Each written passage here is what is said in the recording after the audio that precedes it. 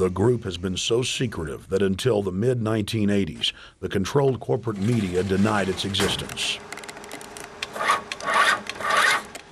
Into the late 1990s, coverage only consisted of rare one-line mentions.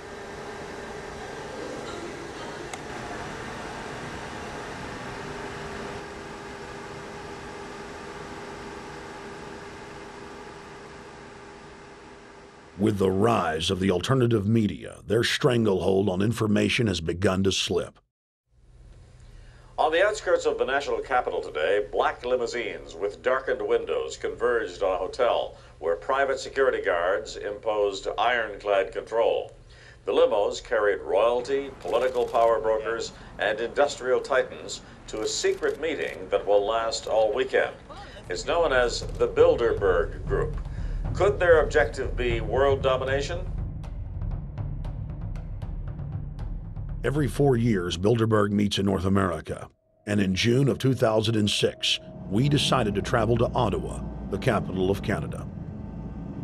The site of Bilderberg.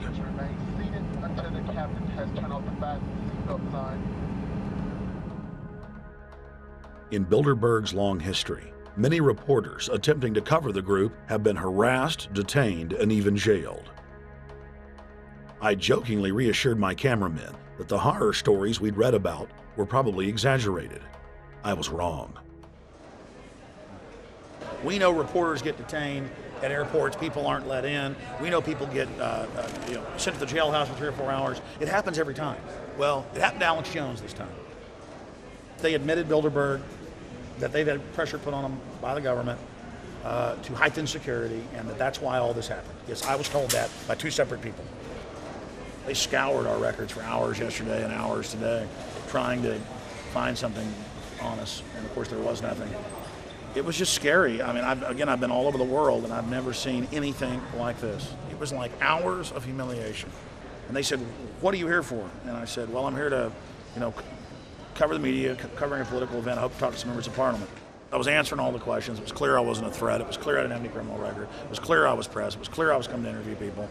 They were going to deny me. They told me earlier that I was probably going to be denied, and then you guys showed up, and everything changed. So what's your plan now? My plan is to go out and try to interview Jim Tucker, try to go down to the Bilderberg Group and maybe catch some of them still arriving, and try to still make a documentary.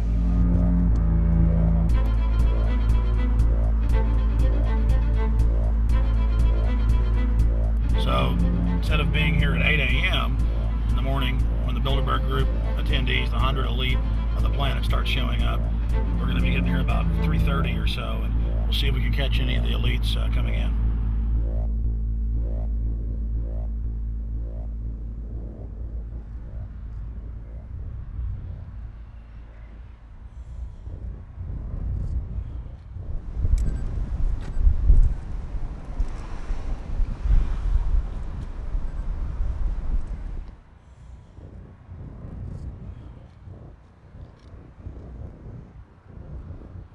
What do you think is on the agenda for this edition of the Bilderberg Society's annual meeting? They're debating the attack on Iran. They're talking about how to take out Hugo Chavez. They're talking about how to get their American Union in that destroys Canadian, U.S., and Mexican sovereignty. So we're talking about the death of Canada is what's happening in there right now. The death of your sovereignty is happening in there right now. CNN has even reported that these individuals have put out the policy reports through the Council on Foreign Relations that writes their scholarly white papers to end the United States, to end Canada, and to end Mexico. About 10 have come in. They've been coming in slowly in typically big black cars with what appears to be bulletproof glass, and we've got a few pictures of some of the people. We're being kept well back from the building by an awful lot of security people, but there'll be more security as this thing develops. Again, just a reminder to stay off the front, okay? I am. This is the line. We checked with the city. Thank you. Yeah. Okay. That's the ex-president of Ireland? Maybe? Okay, Danny will know.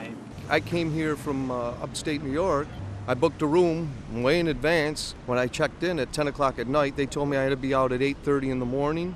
And so, of course, I complied to what they wanted. I wasn't happy about it because I had been tired. I drove quite a long way.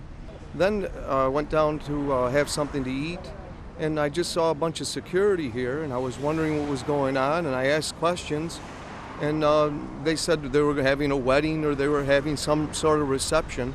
So I decided to ask a couple more questions because I thought it was kind of weird.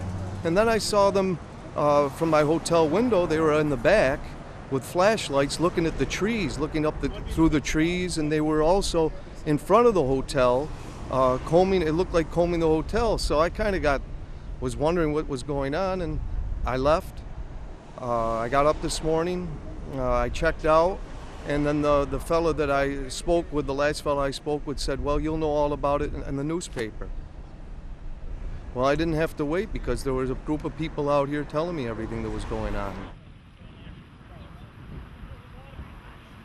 They're not fooling anybody any longer when you've got this many cops, you know, and detaining Alex Jones at the border.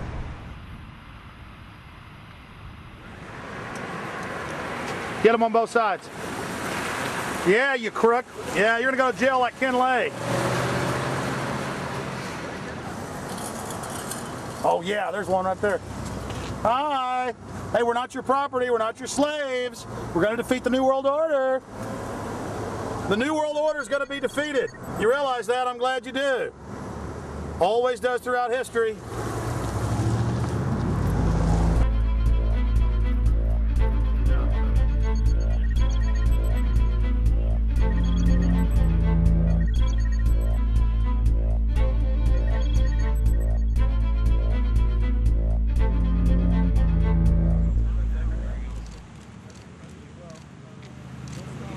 The boss. Boss is leaving. Etienne Davignon is the honorary chairman of the Bilderberg Group, as well as the head of its steering committee. The committee he heads selects and invites each year's attendees. In the last decade, the list of attendees has been leaked to reporters by moles on the inside. Veteran newspaper reporter Jim Tucker has been covering the Bilderberg meetings for over 30 years and has physically attended more than 20. We traveled back to our hotel to see if Jim Tucker received the 2006 list. First heard about Bilderberg in 1975, and I said, I don't believe it. That's not possible. Who in hell's Bilderberg? I spent 20 happy years with metropolitan newspapers. All the wires are clicking at my ear. That could not happen without me knowing about it. And the thing that first impressed me most was columns in 1957 by the late, great Westbrook Pegler, widely syndicated columnist. He wrote 2 lengthy columns about how approximately 100 leaders of international finance, heads of state, high public officials were meeting behind armed guards and closed doors on Jekyll Island, sealed off. What are these powerful internationalists doing? And why is it so secret? Why do they have armed guards outside? Why is it sealed off?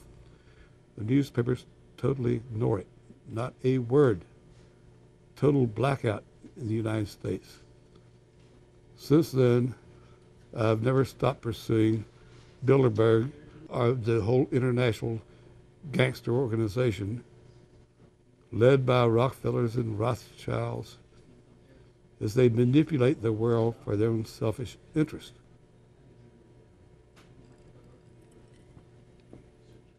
Jim, you've been waiting on the list. You normally get it on the first day.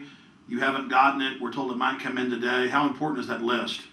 It's absolutely essential, although identifying people outside, as we always do, is important too, to find out who is not on their own list. In recent years, someone from Europe has sent a machine copy with a letterhead and so forth without identifying himself. So far, I haven't heard from him,